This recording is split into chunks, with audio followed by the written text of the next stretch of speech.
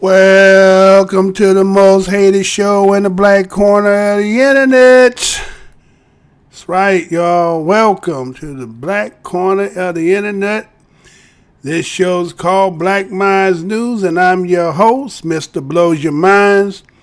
And this channel is to report, articulate, transmit, communicate, articulate, relate, unveil, decode, spread the news, whether it's by news, video, websites, or quotes from publications. As I articulate these information, I ask that the creator of the universe be here, heart, mind, soul, and spirit. Because why? The truth don't need no partner. As a descendant of the greatest people who created the so-called greatest country in all the world, as a descendant of that, and you as I, we give honor on this channel. Because you know what my motto is? I'm never going to tell you what I heard. I'm only going to tell you what I know. Well, today, as usual, let me go ahead and get this out the way first. First and foremost, I want to say, what's good, family, to the subscribers? Oh, I got some new subscribers. I want to thank you for your participation in subscribing to the channel. Old subscribers, you know, we go a long way back, right? So I want to thank those new. Again, welcome to the Black Minds TV, Black Minds News. Thank you for your participation. Hopefully I can get some likes out of you today as well, right? Passerbyers, welcome to the most hated show in the black corner of the internet. We always got a grand opening over here. You can go down the aisle, see something you like, hit that like button. If you see something you don't like, hit the like button, leave a comment. I'll have a manager or supervisor come out. Maybe we can, work something out, give yourself maybe a discount or give yourself an IOU. Maybe on the next return, you shall get what you like and hit the nice button that we all need as showing the growth of this channel. Again, this is not a brand new channel because it is just the most hated show in the black corner of the internet. Agents, that was a slick move y'all pulled the other day. You gonna send me, they sent me a notification of something you had already did. And you know what? I got all that archived. You listening to me, the agent that's listening to me, that you doing this on your own, the preponderance is stacking. You, if it's not by the organization, shall cut your own self. Anyway, let's move on. I ain't worried too much about that. So anyway, Today is going to be a little treat. Hopefully they not going to stop this, y'all. I don't see why they would, but since they just might, you never know. Because again, this is the most hated show on the black corner of the internet. And you know how I say it every time. You can put a blindfold on, get yourself a dart, get you a map, spin around 3, 4, 5 times like you doing a piñata. Throw it after you get yourself stabilized and throw it, and no matter where you land on the map, it's always popping on this planet. Ain't that right, y'all? It's always popping on this planet, no matter where you go on across of this bubble here. So guess what? Today, we're not going to do that. Today's show is going to be a history show sponsored by CNN. Did you know CNN did something like this? Boy, they snuck it in. They really snuck this in. And again, as this being a Black Minds News, part of the black media, the black corner of the internet, I thought it was incumbent. I'm not going to wait till February 21st. I'm going to give it 10 days head start. Let's see how far it can get and see if what they will either let it be what it is. Because again, I'm not going to add nothing else to it. It's going to let it go play in its own entirety. Well, what you going to play today, Mr. Blows Your Mind? Well, we're going to start with one of our black shiny prince. One of the all-time greatest to do it. Even though many will say he is the progenitor, right? He's one of the sons of one of the ones who gave him the knowledge. And I won't dispute that. I'm just saying that, again, certain people can do certain things in life and their spirit lives on far beyond. You would have thought that, again, if they weren't who they were, you would think that would have died off. But in this case here, the resonation of that spirit marches on. So, who are you talking about? Well, you already seen the picture, right? So let me go ahead and give you a little background. Malcolm X, 1925 to 1965. According to Wikipedia, says, was an American Muslim minister and human rights activist. Some saw him as a courageous advocate for the rights of blacks, a man who a man who indicted white America in the harshest terms for his crimes against black Americans. Others accused him of preaching racism and violence. He had been called one of the greatest and most influential African Americans in history. His father was killed when he was 6, and his mother was placed in a mental hospital. When he was 13, after which he lived in a series of foster homes, in 1946, at the age of 20, he went to prison for larceny and breaking and entering. While in prison, he became a member of the Nation of Islam, changing his birth name from Malcolm Little to Malcolm X, because he later wrote Little was the name the white slave master had imposed upon his parental forebears. After his parole in 1952, he quickly rose to become one of the organization's most influential leaders, serving as the public face of the controversial group for a dozen years. In his autobiography, Malcolm X wrote proudly of some of the social achievements the nation made while I was a member, particularly its free drug rehabilitation program. The nation promoted black supremacy, advocated the separation of black and white Americans, and rejected the civil rights movement for its emphasis on integration. By March of 1964, Malcolm X had grown disillusioned with the Nation of Islam, and its leader, Elijah Muhammad, expressing many regrets about the times with them, which he had come to regard as largely wasted. He embraced Sunni Islam after a period of travel in Africa and the Middle East, which included completing the Hajj. He also became known as El Hajj Malik El Shabazz. He repudiated the Nation of Islam, disavowed racism, and founded Muslim Mosque Incorporation. In the Organization of African American Unity, he continued to emphasize Pan-Africanism, black self-determination, and black self-defense. On February 21st, 1965, he was assassinated by 3 members of the Nation of Islam. And now, what we're going to do here is sit back and enjoy what Mr. Blow Your Mind had came across. And sit back and here we go. And let's see if we go get it off right. And let's get it. The following is a CNN special report. It's probably fair to say that few men were more admired and more hated than Malcolm X. To many, he was the voice of reason, never afraid to speak truth to power, never afraid to challenge the white establishment about the cruelty and injustice that black Americans faced. To many more, though, his efforts to end it opened more wounds than they healed, and no one was more aware of the tension around him and within him than the man himself. In 1965, after a very public split with the Nation of Islam and its leader, Elijah Muhammad, Malcolm X was under constant threat. He was being closely watched by the FBI and CIA, and he said many times he knew his life would soon be over.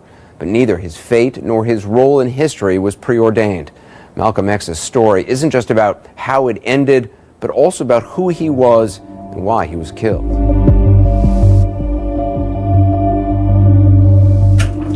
I don't worry. I tell you, I'm a man who believed that I died 20 years ago. And I live like a man who is dead already. I have no fear whatsoever of anybody or anything.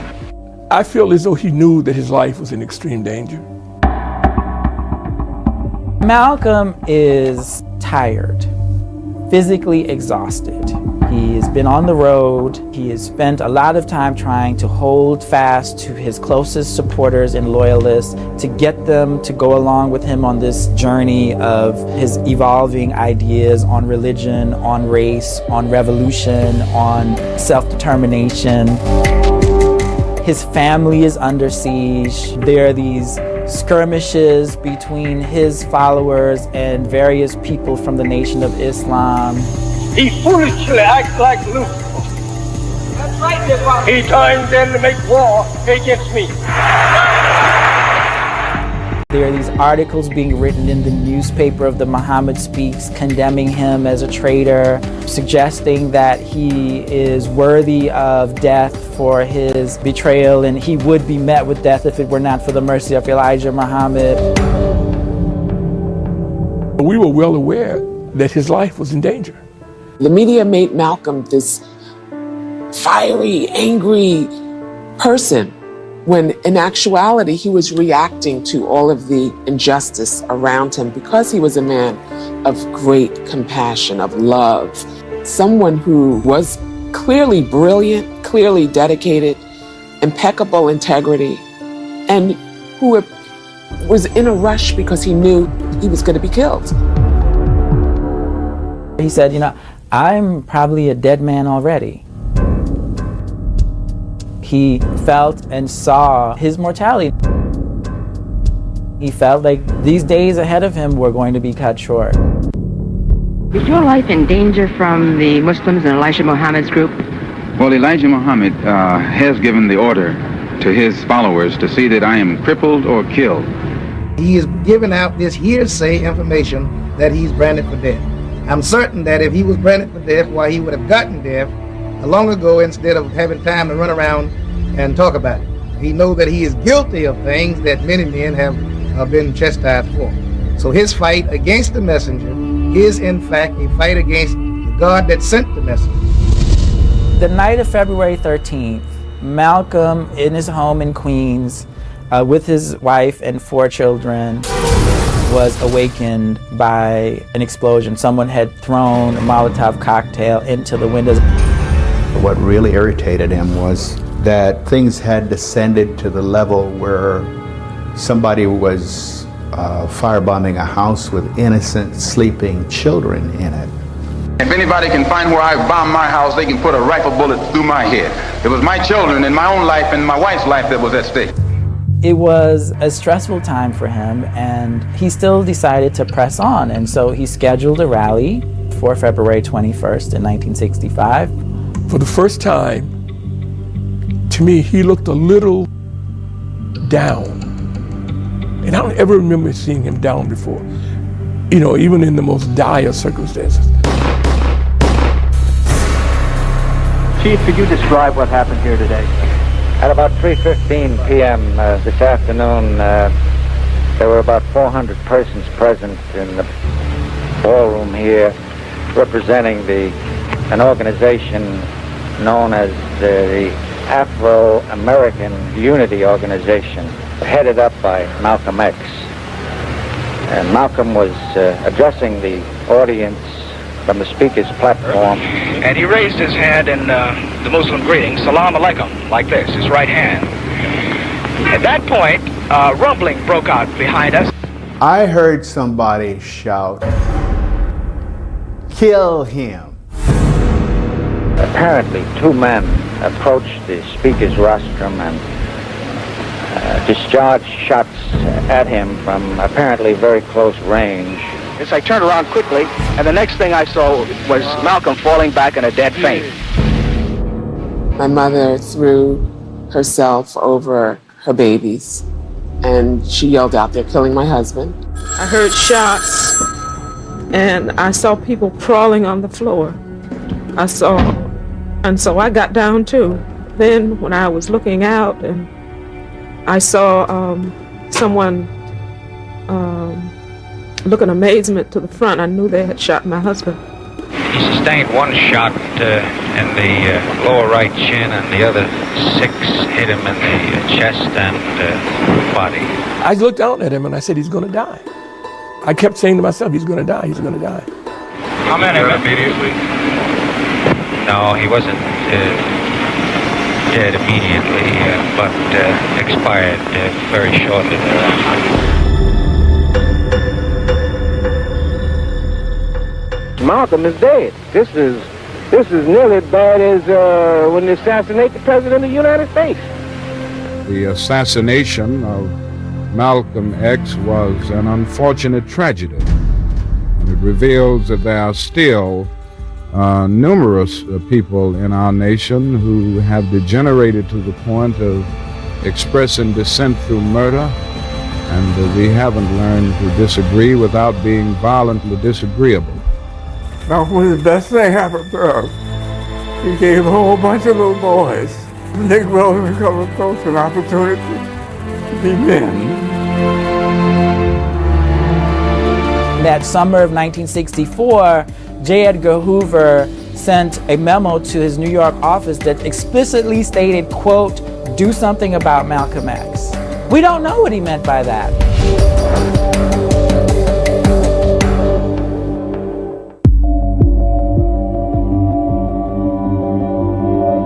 You find a Negro getting drunk, he doesn't know the truth. You find a Negro taking dope, he doesn't know the truth. You find a Negro lying and cheating, he doesn't know the truth. He's usually imitating the white man. Negroes get drunk because they see white people get drunk.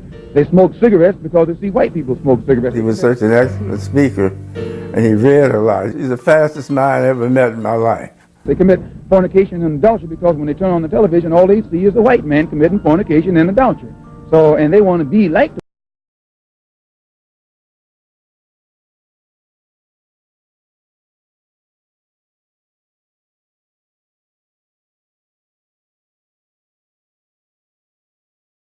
and so they copy his immoral social habits.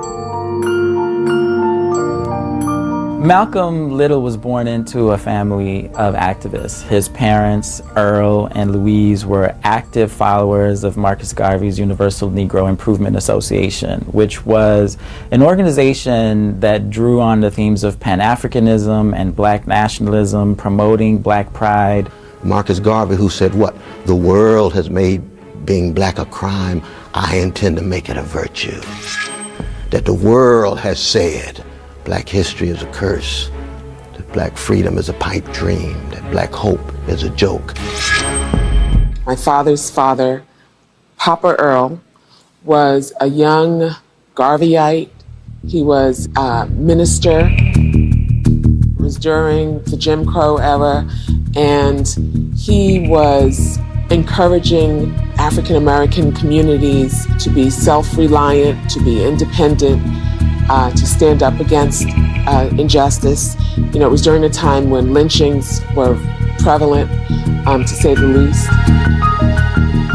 And so my grandfather was assassinated also, tied to a the trolley tracks. Malcolm's mother, Louise, was unable to keep the family together. So she had a breakdown. Social services came and split the family up and sent Malcolm and his siblings to various foster homes. Malcolm went to a white foster home and attended a predominantly white elementary and secondary school. He was popular in school. He had charisma even as a child. His classmates voted for him to be class president. Most often he was the only person of color in his school. And when he was, I think, about 12 years old, he did tell his favorite teacher, Mr. Ostrowski, that he wanted to be a lawyer. And Mr. Ostrowski flatly told him that Negroes can't aspire to be lawyers, that he should be a carpenter and use his hands. Malcolm kind of lost interest in school. His half-sister in Boston tried to get him to visit her so she could kind of get him on track.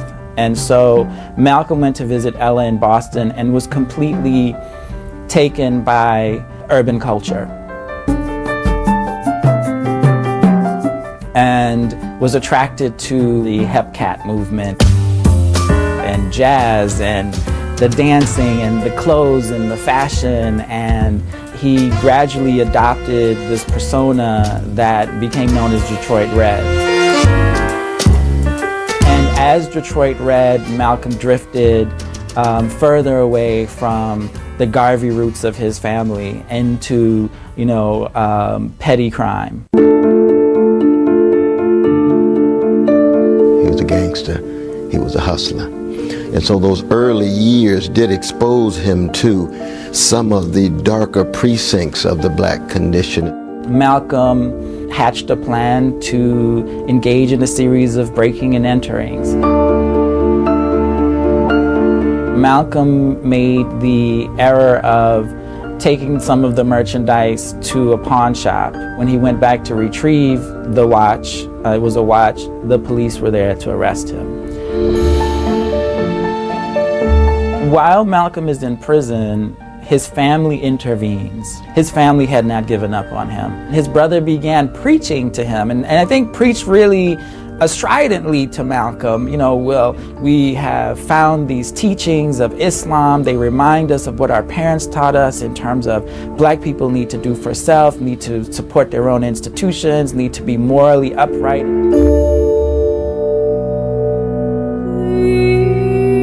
Elijah Muhammad almost became like a surrogate father to him.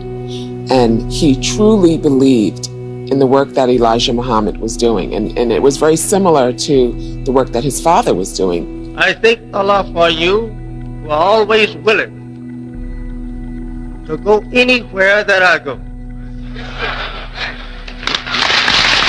I was in prison. I was a very wayward, criminal, backward, illiterate, uneducated, and whatever other negative characteristics you can think of type of person until I heard the teachings of the Honorable Elijah Muhammad.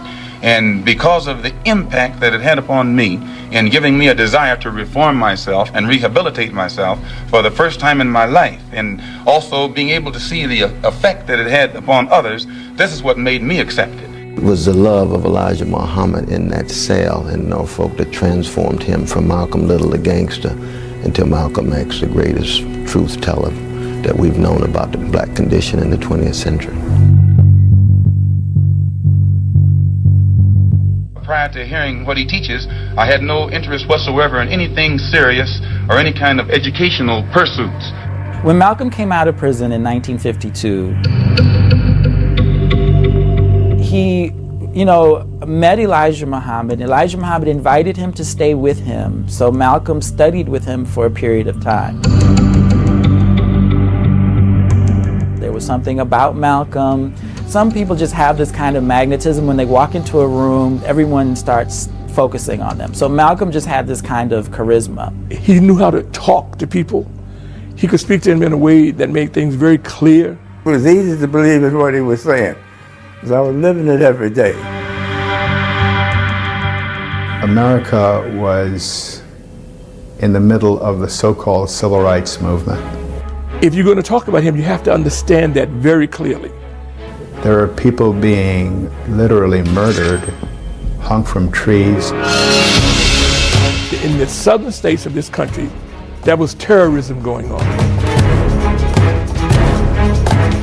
Shot, arrested. That's the only way you can describe it. Terrorism. People were being killed, bombed out of their homes. Having dogs sicked on them. If a dog is biting a black man, the black man should kill the dog. When that black man is doing nothing but trying to take advantage of what the government says is supposed to be his, then that black man should kill that dog or any two-legged dog who sicks the dog on him.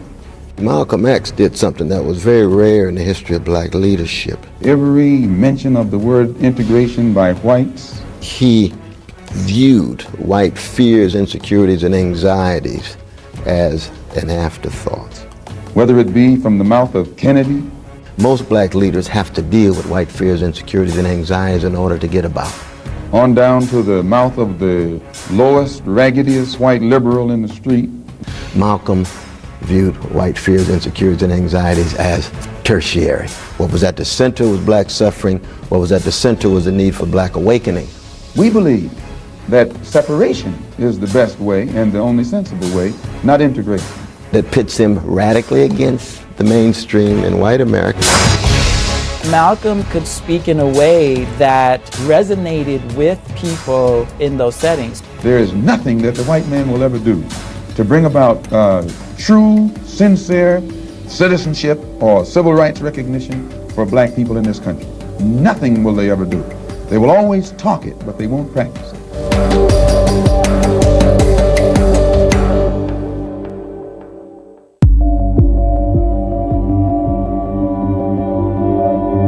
What is your real name?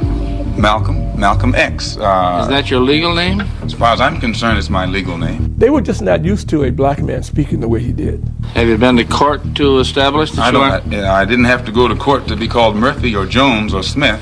A group of Negro dissenters is taking to street corner step ladders, church pulpits, sports arenas, and ballroom platforms across the United States to preach a gospel of hate that would set off a federal investigation if it were preached by Southern whites. I referred to the popular belief that the Muslims preach a hatred for the white race. You do not subscribe to this, then? No, I've never heard the Honorable Elijah Muhammad teach or preach hatred for anyone. He preaches hatred against evil. Malcolm was a lightning rod because he was articulating and giving voice to an alternative political strategy. We are for separation, not segregation. For many white people, there's something what they call an uppity black man. That's a black man who does not accept the position that they have decided that he should have in this country. Segregation, as we're taught by the Honorable Elijah Muhammad, is that which is forced upon inferiors by superiors. To them, Brother Malcolm was an uppity black man, and they despised him for it. Separation is done voluntarily by two equals. He taught us to hate ourselves, one of his favorite subjects. He was talking about how what we knew of the history of the world was incorrect. Who taught you to hate the color of your skin to such extent that you bleach to get like the white man? Who taught you to hate the shape of your nose and the shape of your lips? Who taught you to hate yourself from the top of your head to the soles of your feet? Who taught you to hate your own kind? Who taught you to hate the race that you belong to? I began to follow him. I began to listen. I began to read books that he said. I began to understand and believe in, and he gave me a perception on how to view this country. It seemed to me been preaching hate to meet hate. I don't advocate any kind of hate. He absolutely believed in the Nation of Islam. He thought that that was one organization that would help to get black people back on their feet. My dear beloved brothers and sisters, Someday the Negro is going to wake up and try and do unto whites as the whites have done unto us. But it also pits him against the mainstream in black America. That's why he had so much trouble with most of the black leaders of his day. Martin Luther King teaches Negroes to love all white people, no matter what they do to you, and the same whites whom he teaches Negroes to love stick dogs on him, stick dogs on their children, dogs on their women, and dogs on their babies. So that when he looks at America, he looks at the record. Whereas most of the white mainstream and black mainstream leadership in the 40s and 50s looking at America full of promise and possibility, Malcolm X is exactly the opposite. King's talking about a dream in '63, Malcolm's talking about a nightmare. It means that no matter what the Negro does, he is not going to get along with white. So I think that Mr. Muhammad's whole philosophy is more intelligent than Mr. King's. He was not someone who would hold his tongue in criticizing the preacher class, right? The black religious leadership. Today's gathering is the largest in Washington's history. He was very critical of established black leaders. In the van is Martin Luther King. And of their strategies. And so many people shied away from him because of that.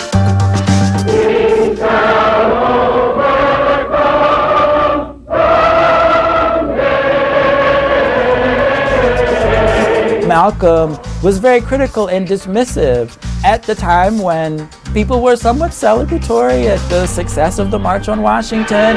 Later, Mr. King and the other leaders are to go to the White House, where the president said that everyone must be impressed with the demonstration of the throng's faith and confidence in our democratic form of government. Malcolm came as an observer, and he called it the farce on Washington, an event that had been co-opted by the government, that had been co-opted by labor, that leaders of the civil rights movement had been essentially bought off. I think the support reflects a desire on the part of our people in this country to try a new approach, a new analysis, a new method, a new approach to get a solution now, not 10 years from now. But Martin's response to Malcolm was very much like many of our response to Malcolm, which was, here is somebody who was saying in public what black people often said in private, just how ugly and how vicious and how barbaric the treatment of black people had been. We're also taught that at any time anyone in any way inflicts or seeks to inflict violence upon us, we are within our religious rights to retaliate in self-defense to the maximum degree of our ability. As Malcolm became popular, these are parrots that have been put in front of the Negro community. In a public outside of the Nation of Islam, this increased tensions By any means necessary. inside the Nation of Islam. Try a new approach. People in the media began identifying him as the leader, or as a leader, or as the heir apparent. This was threatening to a full range of people in the Nation of Islam who maybe wanted to be the heir apparent. Theological space was widening between Malcolm and Elijah. You know, Malcolm, wherever he spoke, Muslims would come up to him and say, you know, this is not Islam. What you're teaching is not Islam. Islam does not see race. Islam is colorblind. The way that you view Elijah Muhammad as a prophetic figure is counter to Islam. In the name of Allah, the Most Mighty. And then another piece of this, of course, was Malcolm finding out about Elijah Muhammad's domestic life. Leave us alone if you don't like us.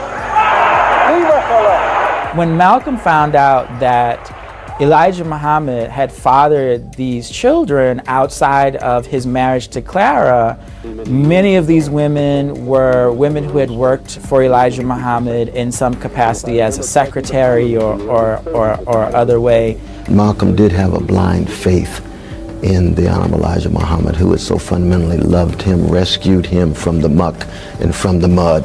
And that blind faith was shattered, and he went into emotional shock. This was the straw that broke the camel's back, so to speak, in terms of Malcolm's faith in Elijah Muhammad as a model, as a moral leader.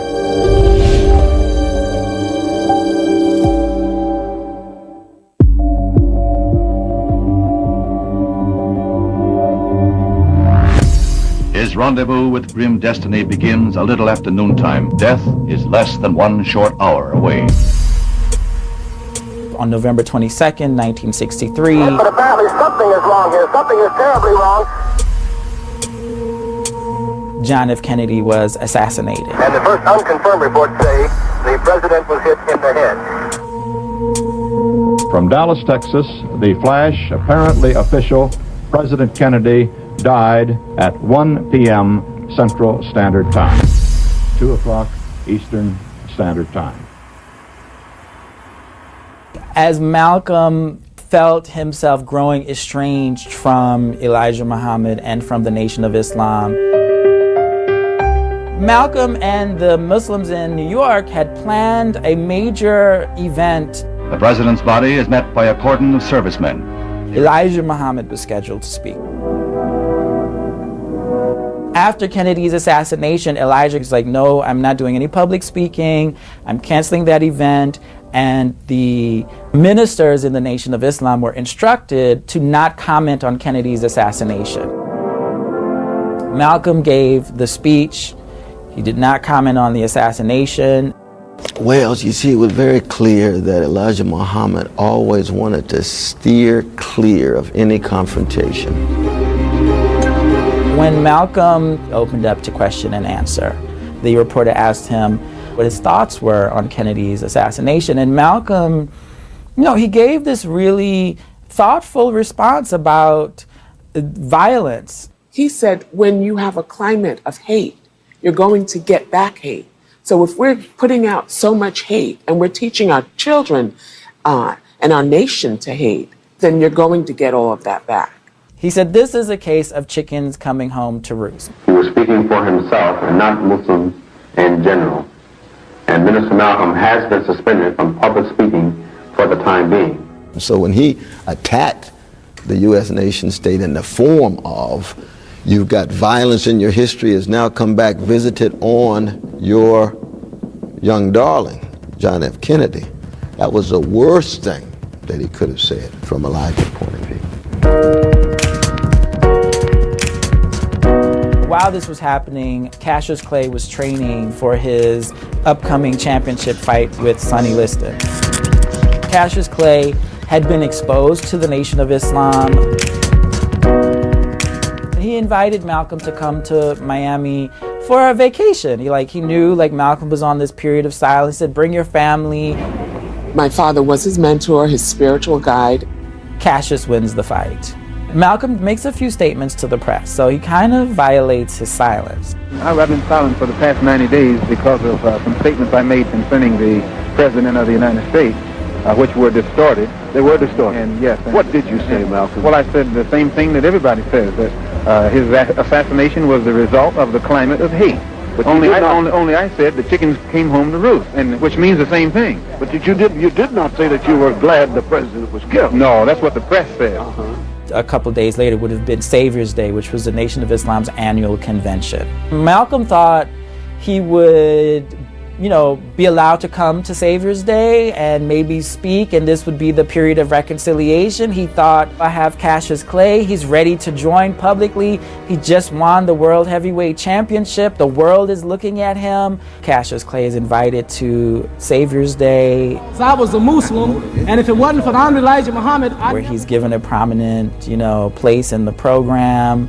This is a golden Muslim mosque that was presented to me by the Islamic Council of all Egypt. Malcolm isn't invited, Malcolm isn't asked to speak. He pretty much feels shut out. He would say over and over again, any religion that does not allow me to be empowered to speak and work on behalf of the freedom of black people, I'll let that religion go. And basically, said, I'm about to leave the Nation of Islam. This, of course, was met with great anger and resentment by many in the Nation of Islam. Muslims have excommunicated Malcolm X, and we're done with him, unless he wants to come back into line with the teachings and the moral principles of Islam and a follower of the Honorable Elijah Muhammad. No, when I found out he was out, I knew something was wrong.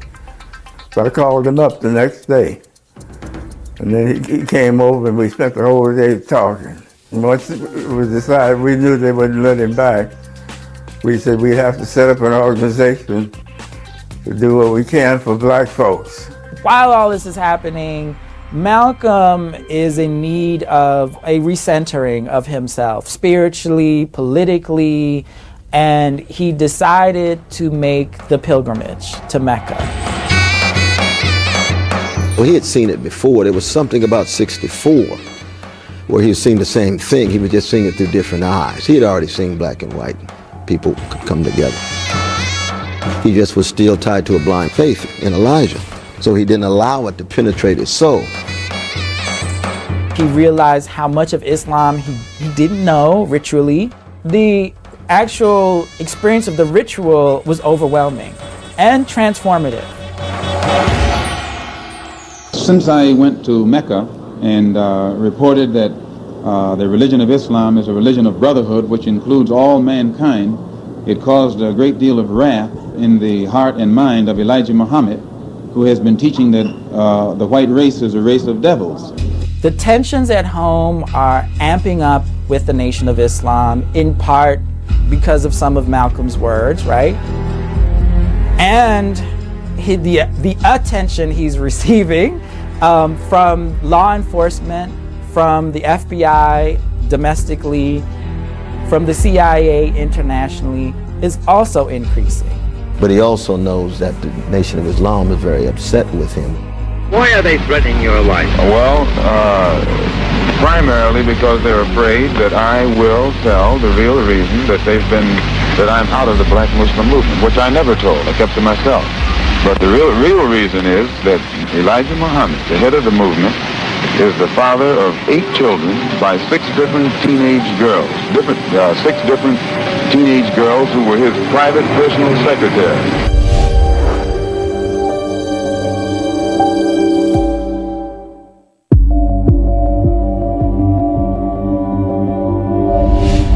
Formed a group known as the Organization of Afro-American Unity. It's non-religious, number one. Any Negro can belong to it. And the objective of that organization is to bring about a condition that will guarantee respect and recognition of the 22 million black Americans as human beings. Now, this is very laudable, but how? Well, by any means necessary. It was an incredibly high-pressure time for Malcolm. As Malcolm's mind was expanding, as his worldview was expanding, the space that he was occupying was shrinking. Valentine's Day, a Molotov cocktail is thrown into the nursery of our home, my parents' home, where my father's 4 babies slept, and my mother, of course, was pregnant with the twins. I became frightened for him and his family because this was the first time that I can recall that there was a direct attack, not only on him, but on his family. If you attack me, that's one thing. I know what to do when you start attacking me. But when you attack sleeping babies while you are lower than a god. That's actually where that picture of my father with the rifle came from. He couldn't get protection, and he said, if I can't get anyone to protect me as a citizen, that I have a rifle and I will protect my family. It was a stressful time for him, and he still decided to press on. And so he scheduled a rally for February 21st in 1965. He was going to give the formal unfolding of the OAAU platform and plan of action. When he arrived near the Audubon, he parked his car about 2 blocks away. Didn't let us know he was arriving, and he walked up Broadway to the Audubon. He just made himself a perfect target, and he knew better. He saw me and he said, Brother Peter, when you get a chance, come backstage, I want to talk to you. I went out and checked my equipment, make sure I finished my setup, taped the microphones up and all that. Then I came back in. He said he wanted me to go and make a phone call. He said, do any of you know what Reverend Milton Galamison looked like? And I said, I do. So he said to me, he said, well, go out front, and when he comes in, bring him backstage. So I said, okay. He knew what I actually did, photography and recording, but he insisted that I go make this telephone call. And I tried to explain to him, I have to get this stuff set up. He just stopped and looked right at me and said, Brother, I want you to go and make the phone call. I sat in the front row. I think I was 3rd from the aisle. He insisted I get out of there, to go out, completely out of the building, where the telephone booth was. And while I was in the booth, he steps out there. I heard Brother Malcolm say, Assalamu alaikum. Somebody shouted, "Get your hand out of my pocket," very loud. And then a little bit of a tussle, and Malcolm responded by holding a hand up, something like, hold on there, brothers. While I was in the telephone booth, I heard the shots. I ran into the Audubon Ballroom, and people were running out by this time, and they were screaming and crying and cursing. My mother put her body on top of us. She covered her babies because there was all the shooting. I don't know how many shooters are in there. I mean, this is while the smell of gun smoke is still in the air. I'm crawling to a phone. My mind is focused on doing my job. I am at the Audubon Ballroom. Pandemonium is the only word that I can use to describe the scene here. I was sitting in the first row when Malcolm came on the stage and greeted the audience with his traditional Salam Alaikum, a Muslim greeting. As soon as he said that, several persons, it happened so quickly I can't describe them, stood up and fired shots.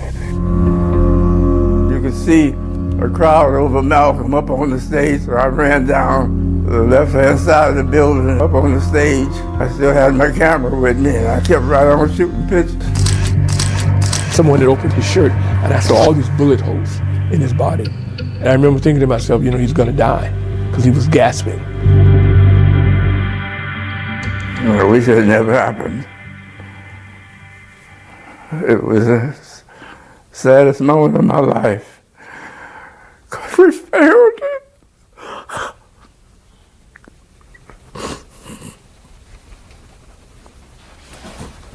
We tried to help. I started talking to everybody I could to have them reiterate from their perspective what had just happened and what they thought about it. I heard the shots, I ran forward. I saw Malcolm hold his side and hold his stomach and fell down. How do you feel now? I want to kill somebody. That's right, I want to kill somebody. Before the night's over, if Malcolm dies, somebody gonna die. Well, it was a certain noise, and then the two fellas, one was a black Muslim, and I don't know who the other one was because I didn't see him, ran and started shooting, and everybody fell to the floor. Yes, sir. They were black Muslims? Yes, sir. They were black Muslims, because I recognized him. He saved my life. Had he not sent me out, I would have been standing by the tape recorder that wouldn't have back to the audience. When they started shooting, I'd have been shot in the back. Then the brothers had gone and bogarted a stretcher from Columbia Presbyterian Hospital, which is right across the street. They just took a stretcher. They put him on the stretcher and rolled it out back over to the hospital. The only person that was caught at the scene was Talmadge Hayer.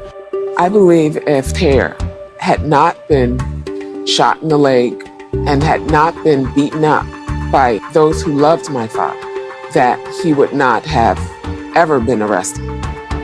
That he would have gone free just like the rest of the real killers were. The evidence points to the fact that Hayer was the only person convicted for Malcolm X's assassination that had a part in it.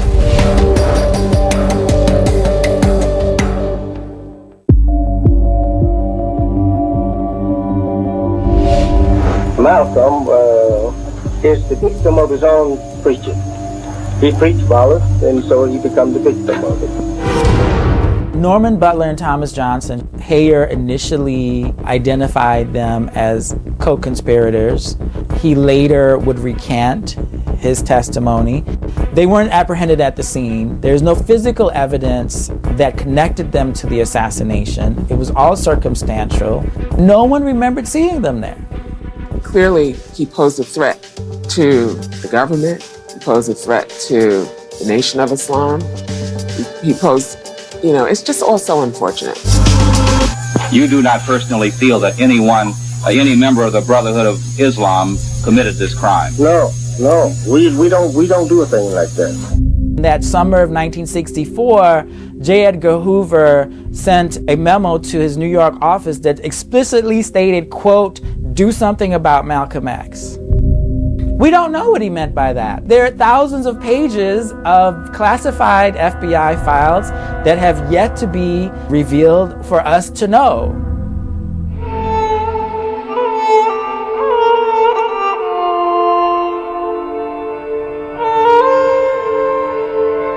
There's no doubt that the afterlife of Malcolm X has had more impact than his life.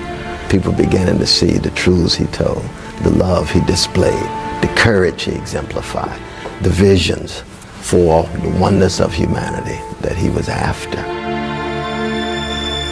What was silenced was a man, a black man, who had thoroughly studied the system that exists in this country, who understood it very clearly, and who was developing a cohesive plan to deal with it. There will come a time when black people wake up and become intellectually independent enough to think for themselves.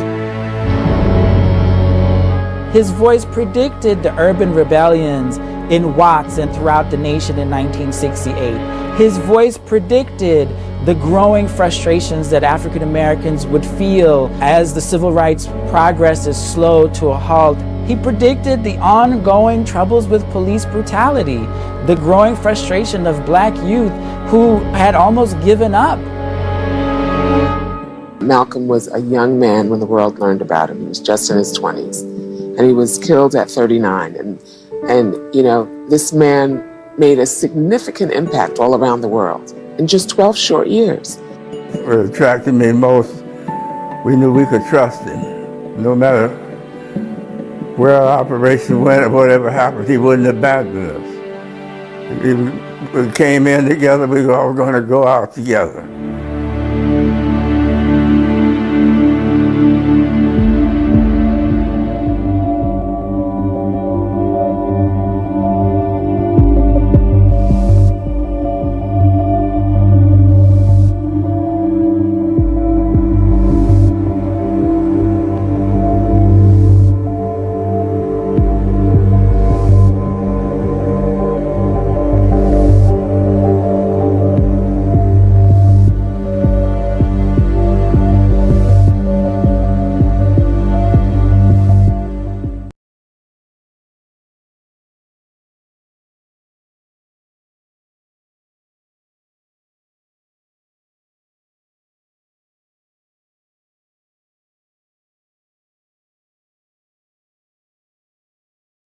Portions of the following program may be unsuitable for younger or more sensitive viewers.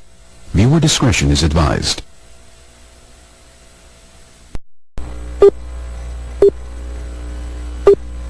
Remember, the enemy has only images and illusions, behind which he hides his true motives. Destroy the image, and you will break the enemy. I'm here to tell you tonight that the businessmen, the mayor of this city, the police commissioner of this city, and everybody in the white power structure of this city must take a responsibility for everything. Can you feel it?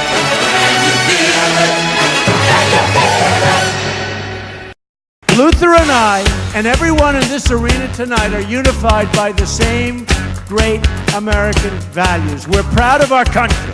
We respect our flag.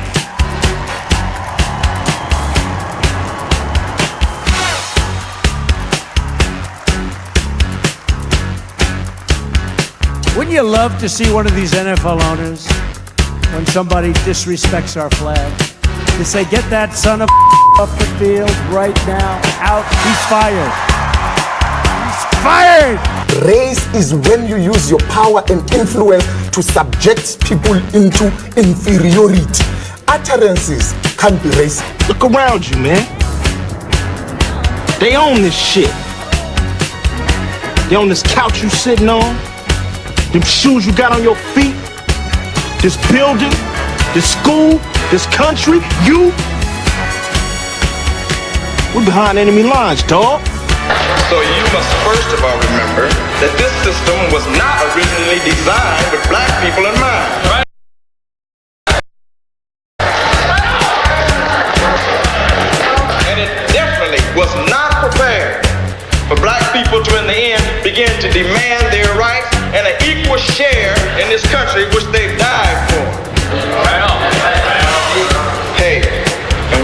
certainly are not going back to Africa. In the church, we used to sing the song, "Good news, the chariot is coming." While you sit here today, knowing that you have come to hear good news, you must realize in advance what good news for you might be bad news for somebody else. What good news for the sheep might be bad news to the wolf. They say, oh, things are getting so much better for you. In 1849, it was hitting blacks on the head 100 times a day. In 1990, they hit them 48 times a day. Isn't it better?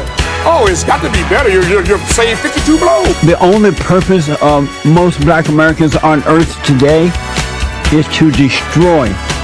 I think that's noble. Italians love Italians. When Irish love Irish. But when a nigga loves a nigga, it's an unpardonable sin. They have blood in their hands. When we say they have blood in their hands, we are not saying him, George Bezos, went and killed. But white people colonized us. They dispersed us. They enslaved our people. They sucked our economy dry. They are still sucking it dry even today. That's white people. Tony Blair, George Bush, Napoleon Bonaparte, Leopold, Adolf Hitler, Benjamin Netanyahu. All white people, they are the same. They are racist and they are full of hate. I've been waiting for you. You have many questions, and though the process has altered your consciousness, you remain irrevocably human. Ergo, some of my answers you will understand, and some of them you will not.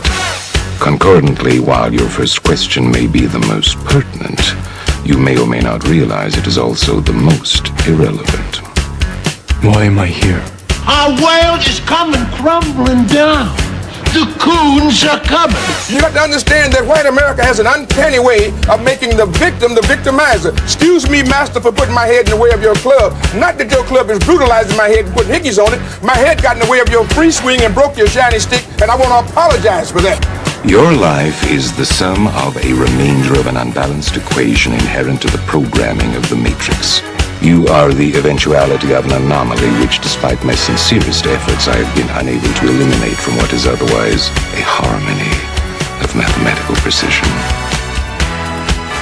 While it remains a burden assiduously avoided, it is not unexpected and thus not beyond a measure of control, which has led you inexorably here. There are more connections in the human body than there are stars in the galaxy. We possess a gigantic network of information to which we have almost no access.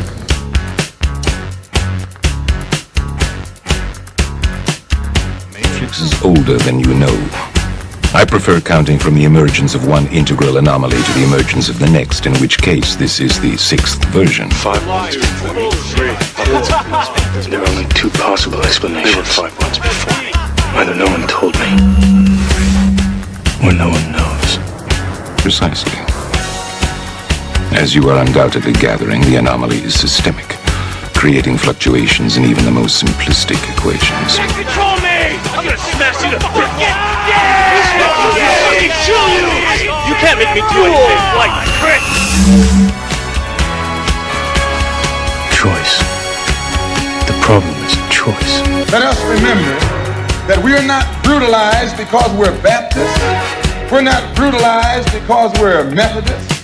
We're not brutalized because we're Muslims. We're not brutalized because we're Catholics. We're brutalized because we are black people in America. Because white people made him to be what he is.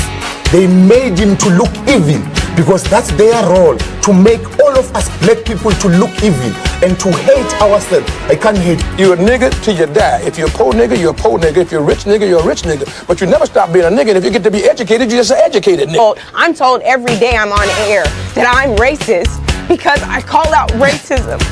That is maddening to me, and I'm crying about it because it's crazy.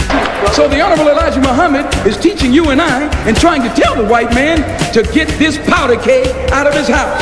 Let the black man separate from his house. Let the black man have his own house. Let the black man have his own land and his own property. I thought the bitch was white! Damn it! I thought the bitch was white! That's true. I think that white people are so guilty knowing what they've done to black people, that they feel if the deeds were reversed, they would hate the black man if he had done the same thing to them. So it's actually, it reflects a guilt complex on the part of whites when they ask us, do we hate them? And if you notice, Uncle Sam has formed a habit of going all over the world. He calls it the ugly American or the American image. He thinks that everybody hates him because it's a guilt complex. And if you think that if you are worried about Europeans hating you and they're your allies and your cousins, well, naturally it would follow for you to think that Negroes in this country would hate you, especially in light of what has been done to black people in this country by white people. Now, check it out. The white ball dominates everything, right? Knocks the shit out the yellow ball, the red ball, right? And the game's over when the white ball drives the black ball completely off the table. But you have to see that all of this is hypocrisy. I love Malcolm. Malcolm called me the Sunday that he died. I was working Basin Street East. He said, Brother Greg, you coming by today? And I said, Malcolm, I love you. And I said, I love you so much, I don't even want to take a chance to be there. He said, what do you mean, Brother Greg? I said, well, I close tonight, Sunday night at Basin Street East. And I said, but I had my wife book me a flight into Chicago at 8 o'clock this morning. And I'm going to Chicago, and I had way beneath my salary booked me into a college about 10 miles from the airport. And I'm going to go there and speak this afternoon, and I'm going to stay there until they tell me you dead. Because I'm not going to let this government get two of us for the price of one. And I'm going to call Adam Clayton Powell when I finish talking to you and beg him not to come there. Because today, the United States government is going to get you.